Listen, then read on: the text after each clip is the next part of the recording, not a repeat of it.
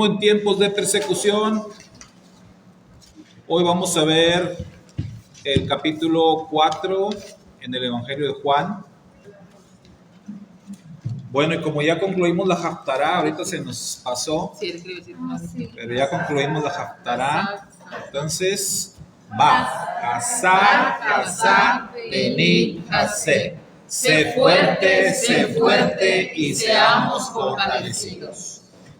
Muy bien, amén. Sea que a través de este estudio hayamos salido más fuertes que cuando empezamos a estudiar.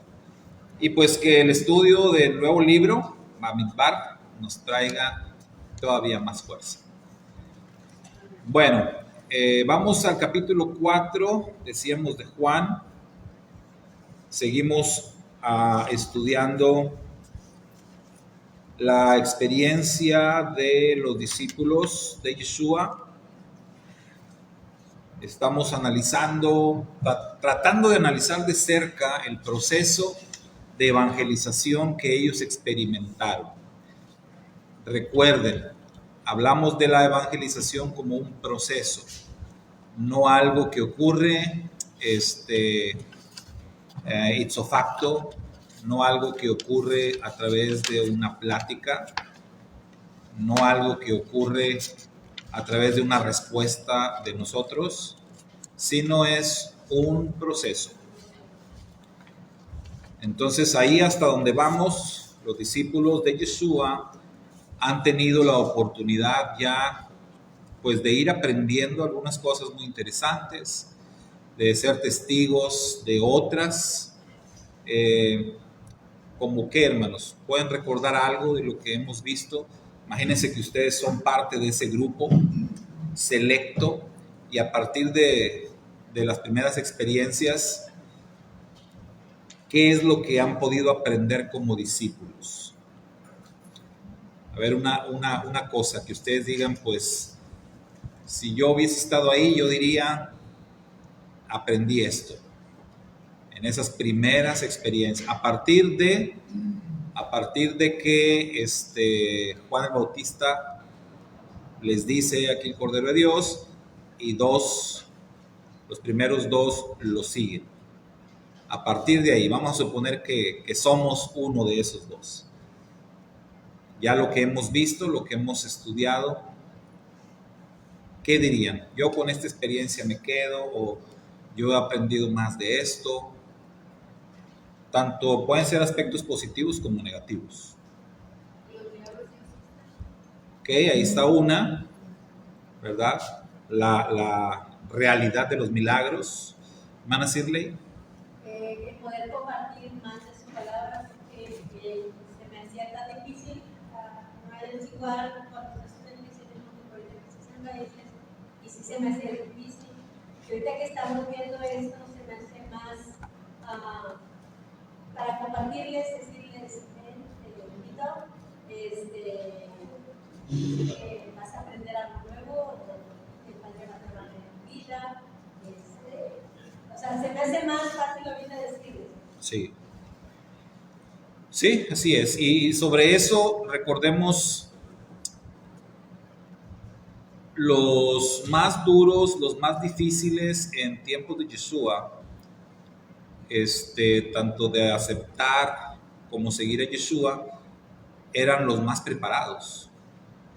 ¿Sí?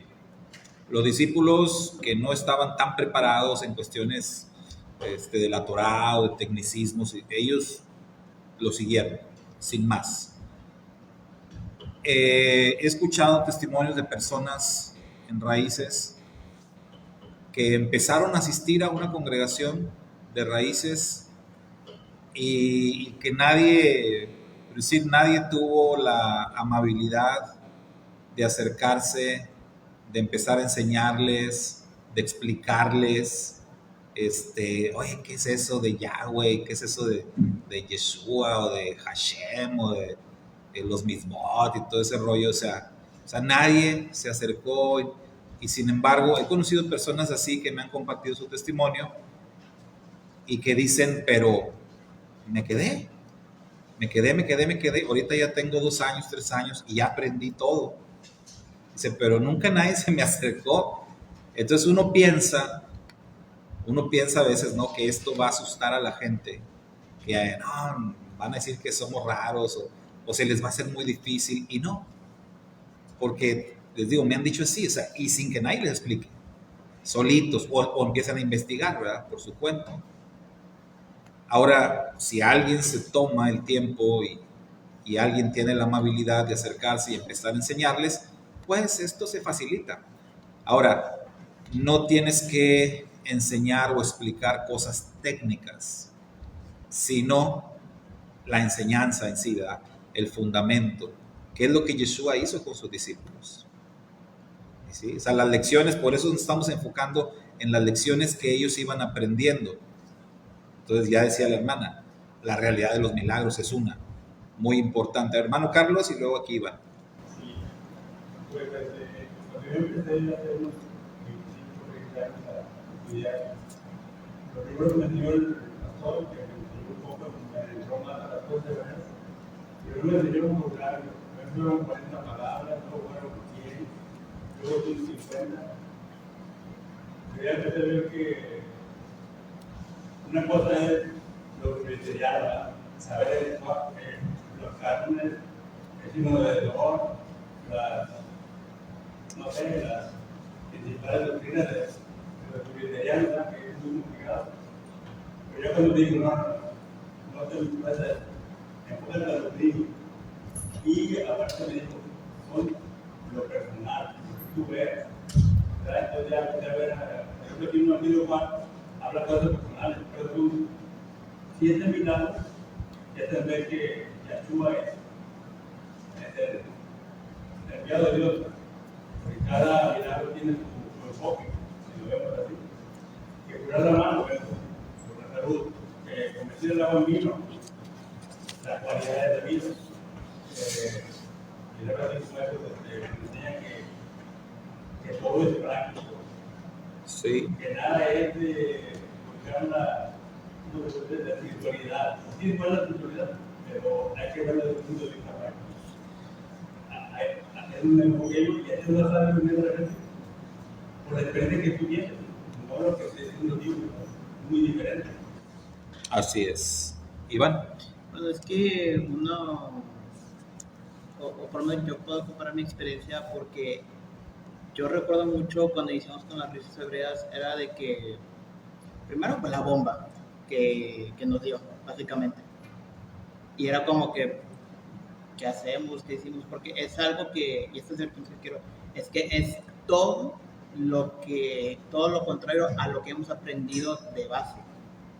Y los discípulos yo creo que también les dio esa bomba, ¿no? De que a lo mejor por las enseñanzas de la época y como estaba el avivamiento de separarse de Roma, revueltas y tal, y lo que hizo Jesús es como que, o sea, en primer lugar, aquí aquí no vamos a pelear, no somos aquí como cavernícolas a pelearnos, vamos a aprender, o por así decirlo, volver a aprender lo que ustedes se les había enseñado.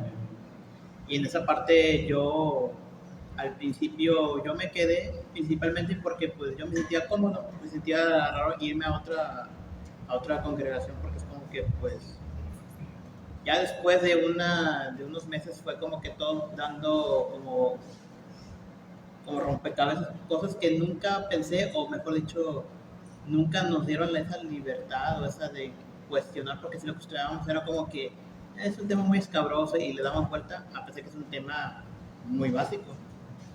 Y lo que he aprendido hoy, o sea, al día de hoy, a comparación de años atrás, es como que siempre aprendo algo nuevo, incluso el tema que más me toca más recientemente es el tema del perdón, y más cuando muchos de mis amigos que se volvieron freelancers, o sea, trabajan por internet bajo comisiones, han tenido problemas en la propia comunidad de su trabajo por acusaciones que son infundamentadas o son fundamentadas pero no son tan graves y comienzan a como que hacerse una bola de nieve que al final es como que al final fue para tanto o al final sí fue eso. Y es decir, como que el perdón y, y básicamente la gente, tanto aquí afuera de nosotros, de la comunidad, como en cualquier parte del mundo, no sabe qué es el perdón ni cómo perdonar. Y es uno de los temas que a mí conforme va pasando el tiempo, por lo menos este año, este ciclo de lectura de la Torah, como que vamos aprendiendo ese tema de el perdón, qué es el perdón, cómo darlo y principalmente cómo recibirlo. Sí, pues miren, antes de continuar con lo que mencionábamos de las enseñanzas o el aprendizaje de los discípulos, en el tema de raíces, con el paso de los años, uno va aprendiendo y entendiendo muchas cosas y también qué es lo que más afecta a las personas a las que les quieres compartir. Y una de las cosas que más afectan son los tecnicismos, ¿verdad? Por ejemplo, vamos a decir, todos los que estudian la Biblia creen y aceptan el tema del arrepentimiento, ¿verdad? Entonces, si tú les enseñas o les dices, vamos a aprender el arrepentimiento desde una perspectiva hebrea, no tienen ningún problema, te van a escuchar. Y como les vas a enseñar con las bases sólidas de las escrituras, lo van a aceptar sin problemas. Y si así les vas enseñando cada cosa, pues puedes ganar terreno, ¿sí? Pero si tú quieres empezar a enseñarles tecnicismos hebreos, vas inmediatamente a tener un choque y ya no vas a poder avanzar más. Aquí en la congregación nos pasó eso, o sea, cuando empezamos, yo estuve prácticamente enseñándoles perspectiva hebrea alrededor de entre 7 y 8 meses. Entre 7 y 8 meses estuve enseñando perspectiva hebrea sin que nadie dijera nada, sin que nadie cuestionara. Todos escuchaban y no pasaba nada, ¿verdad? ¿En qué momento detonó? ¿En qué momento fue que se presentó, digamos, el problema donde se dividió la congre y donde gente se fue y todo? Cuando empezamos, sobre todo, la cuestión del nombre. Y fue más el nombre de Yeshua. Fíjense, todavía, o sea, el nombre del Eterno lo prediqué primero y enseñé primero sobre el Yud Hei Vav Hei, la posible pronunciación Yahweh, incluso en muchas diapositivas que yo compartía sobre perspectiva hebrea, yo ponía el tetragramatón, Yud Hei Vav Hei, y nadie decía nada y nadie respingaba. El día que enseñé y que prediqué especialmente un sermón sobre el nombre de Yeshua, a partir de ahí, cuando oraba, yo oraba ya en el nombre de Yeshua. A partir de allí fue el boom, el problema. Entonces me llamó mucho la atención eso. Entonces la gente o la mente del cristiano no tiene tanto problema y ellos siempre piensan como que el Antiguo Testamento no es importante. Entonces todo lo que tú digas del Antiguo Testamento, enseñes, no importa. Es como que algo X, ¿no? Pero cuando si tú tocas el Nuevo Testamento y la persona de Jesús, el nombre de Jesús, y quieres cambiar algo, ahí sí, pero brincan, ¿no? A defender a su Dios. Que para ellos, ¿verdad? Jesús es su Dios. Y ahí empiezan los problemas. Entonces, cuando yo prediqué eso, ahí empezó todo. Incluso públicamente, ¿verdad? Aquí los que les tocó, pues se acuerdan, se levantaban hermanos y me señalaban. Y es que usted esto y usted lo otro. Y usted ya está orando en ese nombre, decían. Así como si fuera algo malo, ¿no? En ese nombre, y usted ya lo cambió. Y yo no cambié nada, siempre ha sido su nombre. Lo cambiaron históricamente. No, y ahí empezó el problema. Entonces, vas aprendiendo, ¿no? Te vas dando cuenta, y si en algún momento quieres enseñar a alguien, pues realmente tienes que dejar los tecnicismos para el final, ¿verdad? Para el final, y tener la esperanza de que el Eterno esté obrando en los corazones. Y si cuando le enseñes la parte del nombre y todo, como quiera rechazan, pues como quiera ya le enseñaste un montón de cosas y algo se va a quedar, algo de las doctrinas aprendidas, porque la gente sí acepta que le hable de sus doctrinas y que le muestres con argumentos bíblicos si algo es distinto. Entonces, por eso mencionaba el arrepentimiento, porque el arrepentimiento, la mayoría de la gente no lo entiende. Como decía Iván, el perdón tampoco lo entiendes. Si tú enseñas arrepentimiento y perdón desde una perspectiva hebrea, va a haber mucha luz para esas personas, aunque al final, digamos, no se queden en perspectiva hebrea, ¿verdad? Entonces, eso es lo que ha pasado. Realmente los discípulos de Yeshua tuvieron ese impacto también, ese choque, porque ellos, en ese punto de la historia, ellos habían aprendido de una manera, y Yeshua está llegando para enseñarlos de otra manera. Entonces ellos estaban sufriendo ese choque también. Pues por eso ahorita vemos en su proceso de evangelización qué eran las cosas que ellos iban aprendiendo. Entonces ya dijimos, una muy importante, el tema de los milagros. ¿Por qué es tan importante? Porque en el Evangelio de Juan el tema de los milagros es un tema central. Ya dijo el hermano Carlos, alrededor de los 7 milagros mencionados en Juan gira todo el libro, todo lo que se dice. Incluso Juan llega un momento donde dice, o sea, realmente el Señor hizo muchas más, ¿verdad?, señales, de tal manera que si se escribieran libros con todo lo que Él hizo, no cabrían en el mundo. Usa una figura ahí, ¿verdad?, una hipérbole, una exageración, pero para decirnos que realmente Yeshua no solamente hizo 7 milagros, o sea, hizo muchísimos. Entonces el tema de los milagros es central, es importante. ¿Por qué? Porque recuerden, el punto de Juan es demostrar la divinidad de Yeshua. Eso es el punto central. Ahora, no vamos a entrar en conflicto. No vamos a decir que él está tratando de demostrar que Yeshua es Yahweh, que Yeshua es el creador, el eterno, pues, ¿no?, el Padre. Nos queda claro que el Padre es el Padre y el Hijo es el Hijo.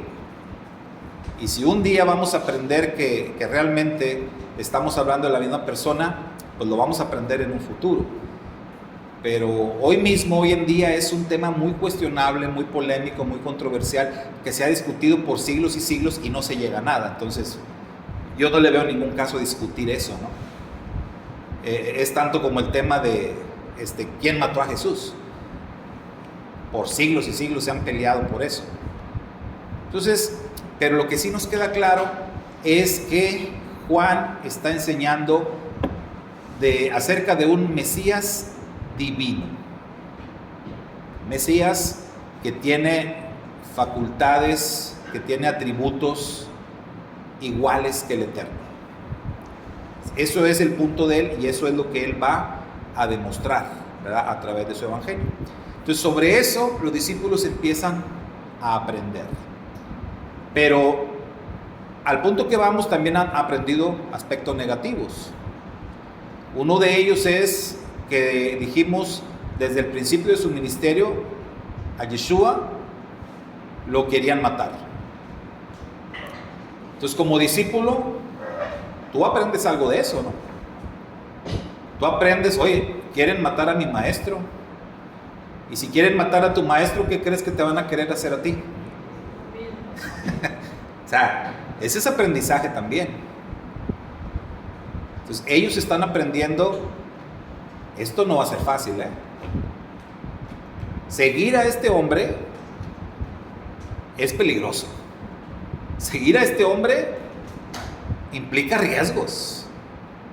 seguir a este hombre implica jugarse la vida. Eso ellos lo están aprendiendo desde el principio.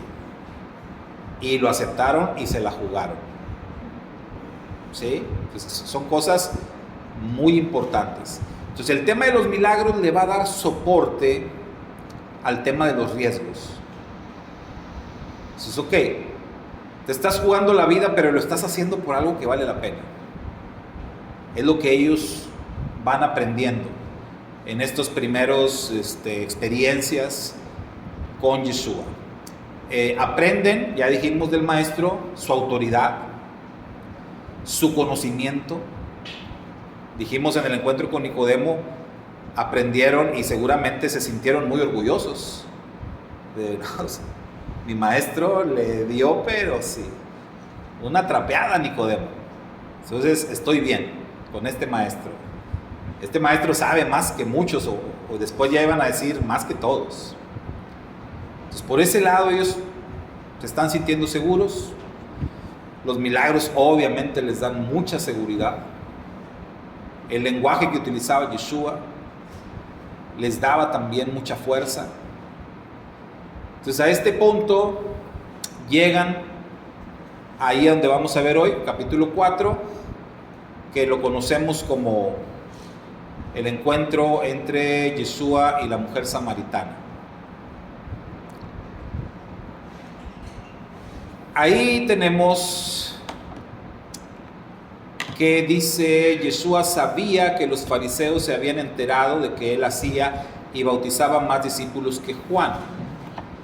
Y fíjense, ahí dice algo que siempre me ha llamado mucho la atención.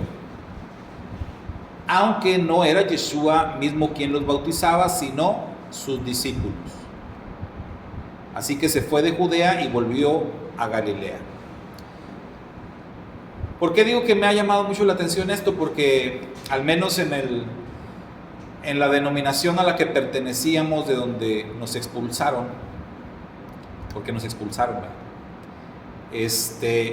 En esa denominación se enfatiza mucho el tema del bautismo, mucho. Y el tema, no solamente el bautismo, sino quién puede bautizar. Entonces tienes que ser un pastor ordenado. Si tú no eres un pastor ordenado, no puedes bautizar. No tienes la autoridad. Y luego decían, ¿mandé? Todos saben lo que es ordenado.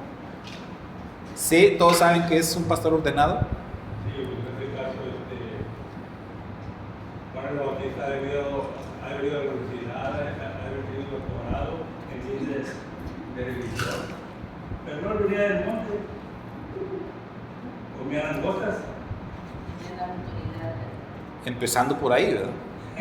Empezando por ahí.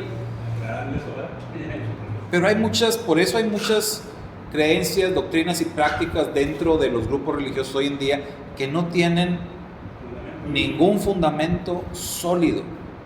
Ninguno. El tema del bautismo es uno. Que tienen que ser pastores ordenados, pues yo era lo primero que decía también. Porque yo escuchaba eso y yo pensaba en Juan el Bautista, ¿verdad? Y me costaba trabajo, ¿no? Me costaba trabajo aceptar lo que decían, porque aparte te enseñan que el bautismo comenzó con Juan el Bautista.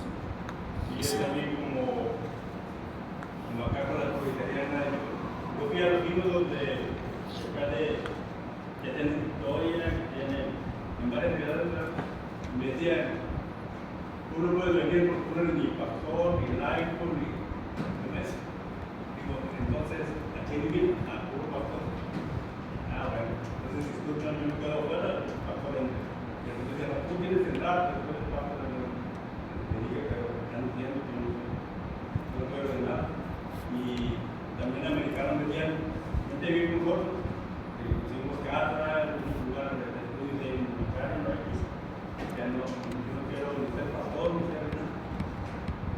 Estamos en Juan, hermana Ketita, Juan capítulo 4. Sí, o sea, se hace mucho énfasis en eso, en los títulos. Hoy en día hay que apóstoles, que hay profetas, ¿qué más? ¿Cómo más se autonombran? diferentes títulos. Reverendos.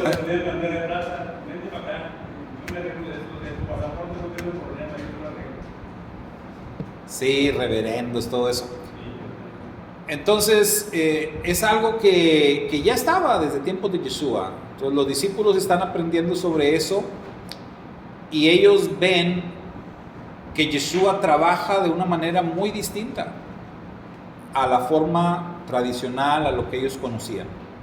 Desde la forma de enseñar, los lugares para enseñar. Entonces, Yeshua era un predicador itinerante que se movía por todos lados, no se quedaba en un solo lugar. Y aquí lo vemos al principio de este capítulo que Yeshua se movió.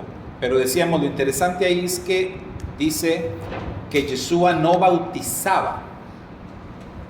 Los discípulos de Yeshua eran los que bautizaban a la gente que se acercaba. Entonces, pues, ¿cuál ordenación tenían los discípulos?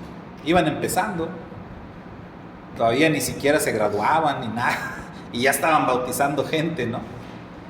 Entonces recordemos también, el bautismo al estilo judío es distinto de la práctica del bautismo de hoy en día.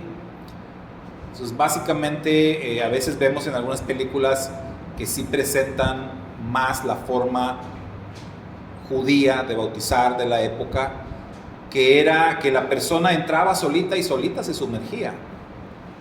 Entonces el predicador o quien estaba, lo único que hacía era estar dentro del agua. Estaba ahí, desde el agua les predicaba, ¿verdad? Y los llamaba, y los que querían pasaban, entraban, y solitos se sumergían en el agua, entraban, salían, y así era. Entonces no era como que lo sumergía la persona y todo.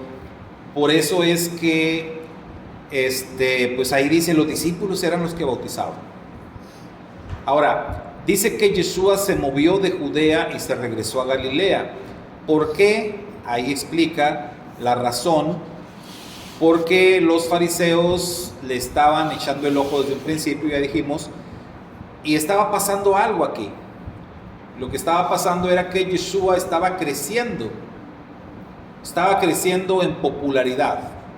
La gente lo estaba conociendo y la gente estaba creyendo y la gente lo estaba siguiendo. Ya lo vimos antes, resultado de los milagros.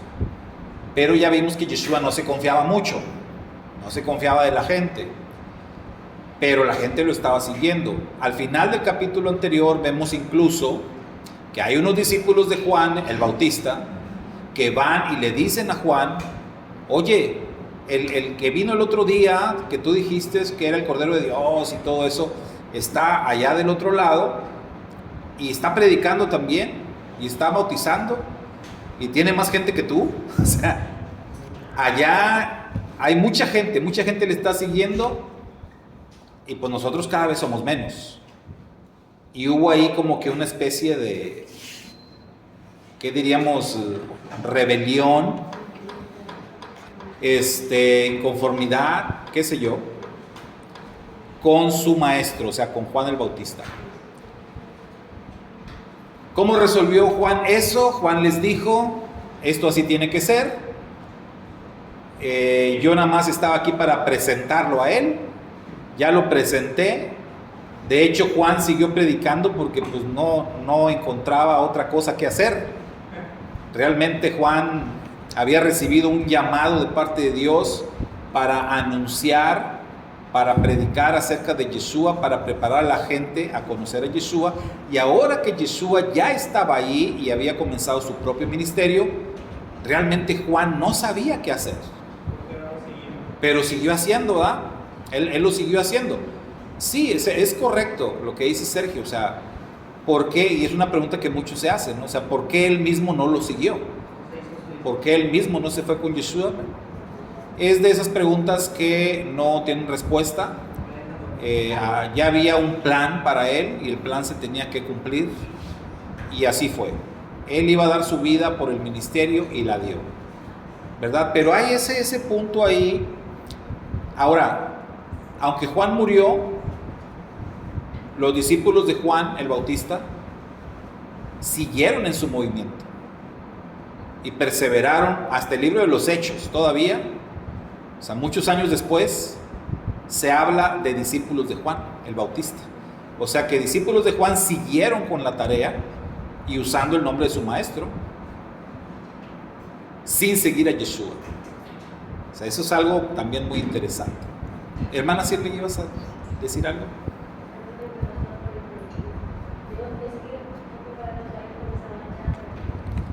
Ah, ok.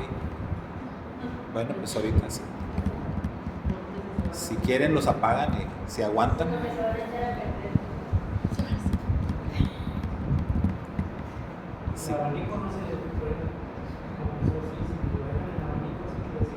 si lo dejan en el abanico, sí puede ser. Bueno, si alguien quiere ayudarme con eso para yo seguirle aquí. Allá está el control. Nada más aguanten callados. Sí, Sergio. Yo digo que si todos los discípulos siguieron predicando el nombre de Juan, nunca entendieron nada de lo que platicaba Juan, Sí. nunca comprendieron realmente el mensaje de Juan, sino más iban y medio que escuchaban, pero si realmente hubieran entendido, pues todos hubieran ido con Yeshua. Lo dijimos al principio, ¿no? O sea, ¿cuánto tiempo tendría Juan predicando? ¿Cuántos seguidores habrá tenido cuando se manifestó Yeshua? Y lo decíamos, a pesar de todo eso, cuando Juan lanzó el mensaje determinante, aquí está, Él es el Mesías, Él es del que les he venido hablando, dijimos solamente 2 lo siguieron, nada más 2. Pero desde ahí ya se veía cómo iba a ser la tendencia, ¿no? Desde ahí se veía que aunque aparentemente hubiera pues grupos grandes de personas siguiendo o escuchando la palabra, como el mismo Yeshua dijo, muchos son los llamados, pocos los escogidos. Entonces Juan el Bautista seguramente tuvo mucha gente ahí que lo escuchaba, que lo seguía, que estaban ahí, pero solamente 2, y ese es todo el registro, solamente 2 discípulos de Juan el Bautista siguieron a Yeshua. Ese fue el saldo. Estamos en Juan capítulo 4, ahorita, hermano León, estamos en Juan 4. Y la clase es evangelismo en tiempos de persecución. Bueno, entonces, en todo este contexto, Yeshua se mueve de regreso a Galilea, porque fíjense, en Galilea, ¿por qué salió de Galilea? Porque lo quisieron matar. Y ahora, ¿por qué se va de Judea a Galilea? Porque él intuye que lo van a querer matar, porque lo está siguiendo mucha gente. Entonces, vemos, la estrategia de Yeshua es moverse de un lado a otro. Él siente peligro, que las cosas se están poniendo feitas, se mueve. Eso también es aprendizaje, hermano. También eso hay que aprender. Los discípulos están aprendiendo. Entonces, los discípulos ahí estaban atentos a ver, el maestro ve que las cosas se ponen color de hormiga y vámonos. Se mueve. No le da lugar a sus perseguidores, ¿no? Para que le vayan a hacer daño. Esto también es importante. O sea, acá no se te está llamando a ser un héroe. O sea, tienes que entender, como dice el libro de Eclesiastés, que todo tiene su tiempo. Es muy probable que en algún momento el Eterno a alguno de nosotros, algunos, o a lo mejor a todos, yo no sé, es muy probable que el Eterno nos demande entregar nuestra vida por su causa. Es probable. Desde un principio sabemos que puede ser, la posibilidad existe y lo aceptamos. Pero no necesariamente todos lo vamos a hacer. Y no va a ser cuando tú quieras hacerlo, ni como tú quieras hacerlo. Va a ser cuando el Eterno diga que hay que hacerlo. Dónde, cómo y todo. O sea, no se trata de tú andar buscando. Esto es como el tema de los demonios, ¿no? El tema de los demonios. Hay algunos algunas personas en algunas denominaciones que les encanta el tema de los demonios y andan buscando demonios por todos lados. Ellos buscan a los demonios. ¿Dónde habrá algún endemoniado para ir a liberarlo? O sea, esto no es así. O sea, tú tienes que andar haciendo lo tuyo. Si en el camino se te atraviesa un demonio, pues bueno, habrá que hacerle frente. Pero yo no lo ando buscando. Así es. Los discípulos aprenden. El maestro no anda buscando el peligro. ¿Saben cuándo Yeshua fue de frente? La semana del Pesaj final. Cuando llegó el tiempo. ¿Se acuerdan que el Mashiach varias veces o la escritura dice, porque su tiempo aún no había llegado? Él sabía muy bien cuándo. Pero mientras tanto, él se evadía, se movía, esquivaba, no se arriesgaba y no arriesgaba a sus discípulos tampoco. Cuando ya llegó el momento en que el Mashiach sabía, él fue de frente a Jerusalén y fue él a provocar, porque ahí sí ya su tiempo había llegado. Eso es algo que tenemos que saber. ¿Cuándo es el momento? Los discípulos están aprendiendo y aprenden eso también, a moverse. Aquí hay peligro. Entonces, ¿se recuerdan una historia que les conté? Bueno, no es historia, es una anécdota de un pastor que fue también mi maestro en el seminario, y él le tocó estar predicando en un pueblito de esos peligrosos en la sierra, y se movían de un pueblito a otro para ir a predicar, a hacer trabajo misionero, él y otros compañeros. Y así como está pasando ahorita en Huejutla, aquí en el estado de Hidalgo, en San Luis, donde ahorita hay mucha persecución, en aquel tiempo donde ellos andaban también había mucha persecución. Y entonces nos platicaba él que ellos sabían que ya los traían amenazados y que ya había por ahí órdenes de un líder religioso de hacerles daño a él y a sus compañeros. Eran estudiantes del seminario. Ellos eran estudiantes del seminario de Oaxaca y por allá se movían y los enviaban a predicar. Entonces ellos salieron del lugar en donde estaban para ir a predicar a otra parte. En el camino se encontraron a varios hombres que estaban armados, y se los encontraron ahí armados, pero estaban dormidos. Entonces ellos pasaron y los vieron ahí, pero bien dormidos. Volvieron a pasar en otra ocasión y otra vez estaban los hombres armados, pero ahora sí estaban despiertos, pero estaban con las armas y nada más se les quedaron viendo, y ellos pasaron otra vez como si nada. Alguien fue y les dijo que la orden que había de parte del líder religioso del pueblo era matarlos, y que ellos se habían enterado de que los asesinos, los que los iban a matar, le habían informado al líder religioso la primera vez que no lo habían hecho porque ellos no habían pasado por ahí, que los estuvieron esperando pero que no habían pasado.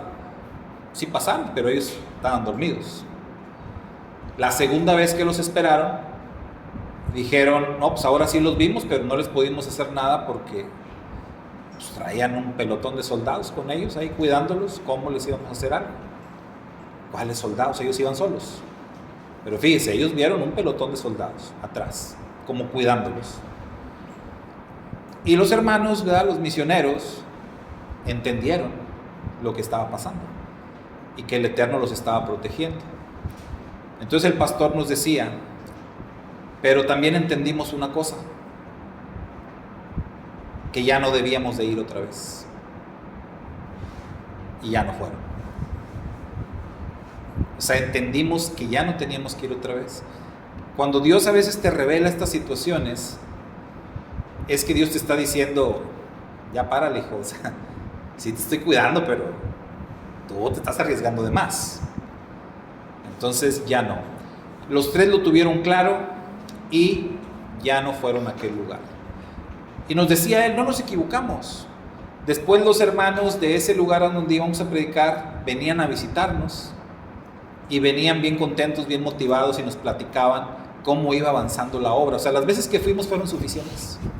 Ellos mismos continuaron, siguieron y la obra creció. Ellos que eran foráneos, pues era como que más fácil de deshacerse de ellos, pero cuando ya el movimiento creció con los de ahí, con los lugareños, pues ya no pudieron hacer nada.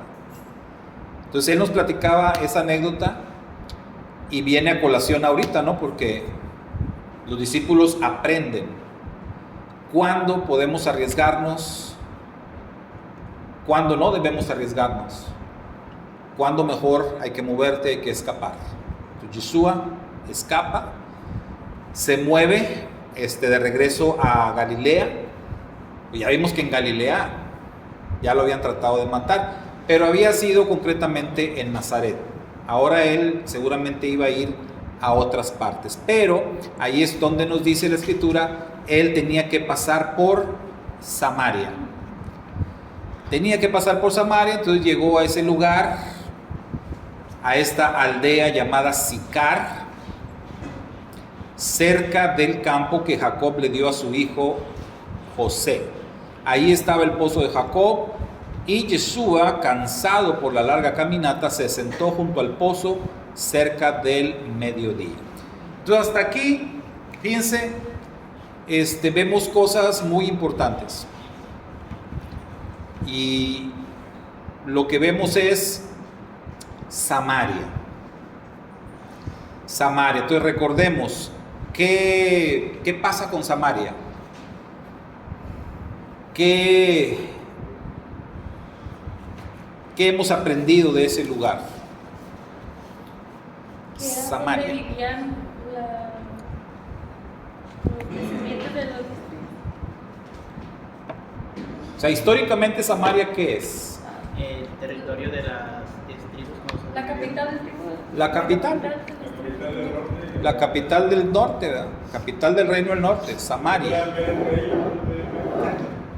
Sí, o sea, ese era, históricamente era, sí, ¿no? Capital del reino del norte.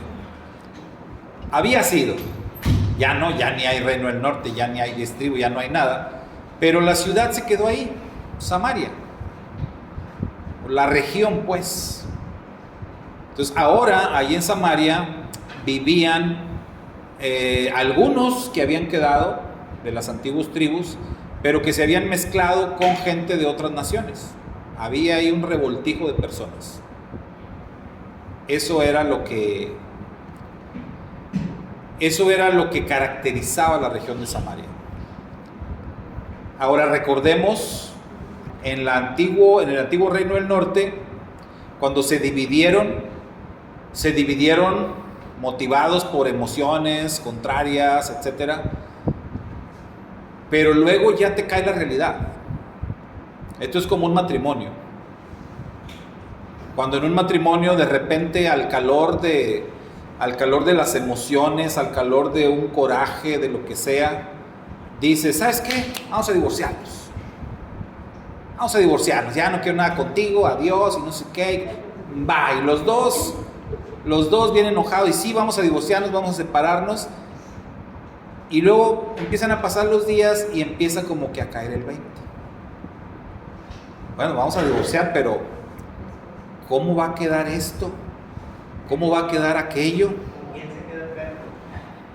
¿Quién se...? Pues son muchas cosas, ¿no? Imagínense si hay un negocio de por medio, ¿quién se va a quedar con el negocio? ¿Quién se va a quedar con las mascotas, los hijos, si hay hijos chicos? ¿Quién se va a quedar con los deudos? De hecho, sí, ¿no? Sí. También, sí, porque si son miembros de una misma iglesia, oye, pues ahí va a ser como que ya no cabemos los dos en el mismo pueblo, ¿no? Alguien se tiene que ir, ¿quién se va a ir? Yo llegué primero, entonces fíjense todo lo que implica una separación, un divorcio, todo lo que implica. Desde suena chistoso, pero lo que decía Sergio, o sea, es cierto y es importante. ¿quién se va a quedar con el perrito? Con las mascotas. O sea, todos los detalles que implica la separación. Cuando se separó Israel de Judá, pasa el tiempo y como que ya empiezan a reaccionar, sobre todo los del Reino del Norte. Oye, los del sur se quedaron con el templo. Jerusalén está de aquel lado. ¿Y las fiestas? ¿Y el rey no quiere que vayamos para allá? El rey ya dijo, ya sentenció que nada, nadie va a ir allá, nadie se va a parar. Y empezaron los problemas. ¿Cómo resolvió el rey ese tipo de cosas? Vamos a hacer otro templo en Samaria. Y ahí empezó el tema, y lo digo porque esto tiene mucho que ver con el tema de discusión de Yeshua con esta mujer. Ahí empezó la situación. Jerusalén, el templo, Samaria, otro templo. Entonces ya había 2 capitales, 2 templos, 2 pueblos. Fíjense qué cosa, ¿no? Ahí empezó todo. Históricamente, bueno, después se pierde el Reino del Norte, ya no existe, pero Samaria estaba allí. Y el monte Gerizim también seguía ahí, pues a dónde se iban. El monte Gerizim estaba ahí en Samaria. Allá en Jerusalén tienen el monte Sión, pero el Gerizim está acá. Entonces, ese va a ser el motivo de discusión o de debate entre Yeshua y la mujer samaritana. Ellos van a debatir sobre eso porque todo empezó con el tema de la separación. Cuando se separaron los 2 reinos. Pero algo interesante que dice aquí es que en este lugar en Samaria estaba, hermanos, dice, el campo que Jacob le dio a José y estaba el pozo de Jacob. Entonces quiere decir que Samaria sí se había quedado con cosas importantes. ¿Sí? En esa separación algo quedó bueno acá. El monte Gerizim, que ya dijimos. ¿Qué de importante tiene el monte Gerizim, hermanos? Para recordar. Es el monte de las bendiciones. Desde donde se proclamaron las bendiciones, cuando el Eterno mandó a Moisés y dijo, a ver, vamos a hacer aquí un ejercicio bien bonito para que quede ahí para la historia. Se me van a poner 6 tribus de este lado en el monte Ebal, otras 6 acá en el Gerizim, los levitas en medio, y desde acá se van a proclamar las bendiciones desde Gerizim, y desde Ebal se van a proclamar las maldiciones. Ese fue un momento, hermanos, único, maravilloso en la historia de la Torá. Y el monte Gerizim, el monte de las bendiciones, se lo quedó Samaria. Está ahí, ellos lo tienen. Entonces ellos podían decir, pues, no nos quedamos con el templo, pero tenemos el Gerizim. Y pues ahí justamente es donde iban ellos a construir su propio templo, obviamente para poder competir con Jerusalén. ¿Sí, hermano?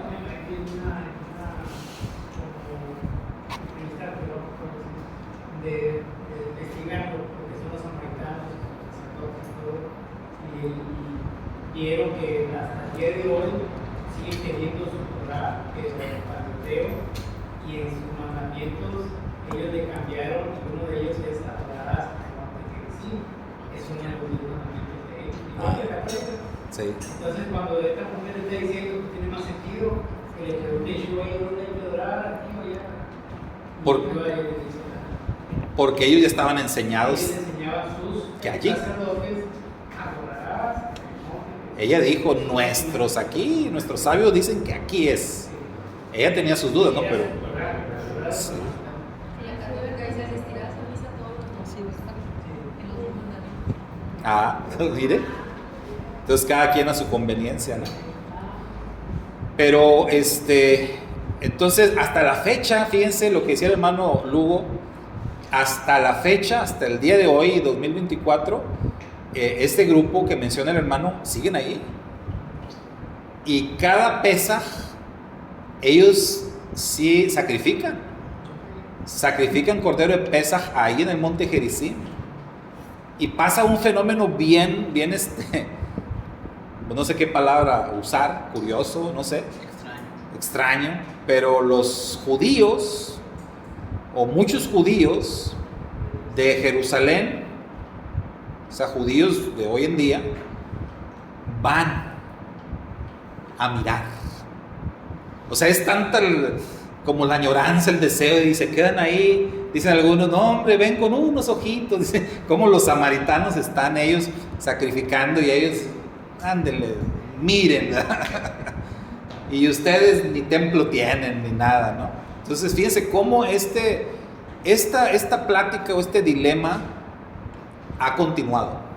No se detuvo, o sea, vamos a ver cómo Yeshua enseñó a esa mujer, pero eso no se detuvo.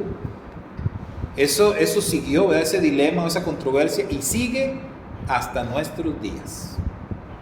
Entonces, vamos a dejarle ahí, hermanos, para ya la próxima entrar de lleno en el diálogo, que es lo más interesante, el diálogo entre Yeshua y la mujer samaritana.